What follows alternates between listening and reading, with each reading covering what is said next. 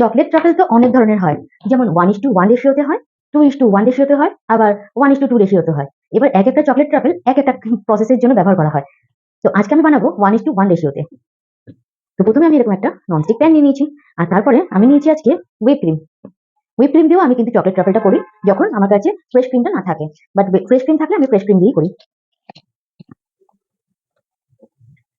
আমি প্রথমে প্যানটাকে মাইনাস করে নিলাম, দেন তারপরে আমি এখানটায় দিয়ে দিলাম প্রায় 250 গ্রামের মতো হুইপ ক্রিম।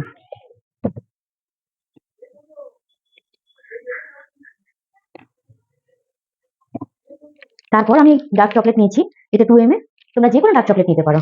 তো এখানে আমি 250 গ্রামের সাথে, আচ্ছা তোমাদের এটা মনে হয় দেখিয়ে দিলে বেশি ভালো হবে, তো তোমাদের দিকে এটা মুভ করে দিচ্ছি। দেখো এখানে 250 গ্রাম রয়েছে, এটা মাইনাস করার পরে।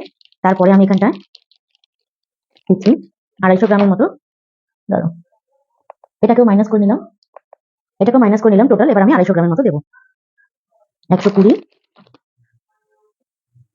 154। ঠিক আছে, অসুবিধা নেই, একটু এদিক ওদিক হতেই পারে, কোনো চাপ নেই। তো এটাকে আমি এবার ভালো করে মেল্ট করে তোমাদের সামনে নিয়ে চলে আসছি। চলো তাহলে মেল্ট করে নিয়ে আসি।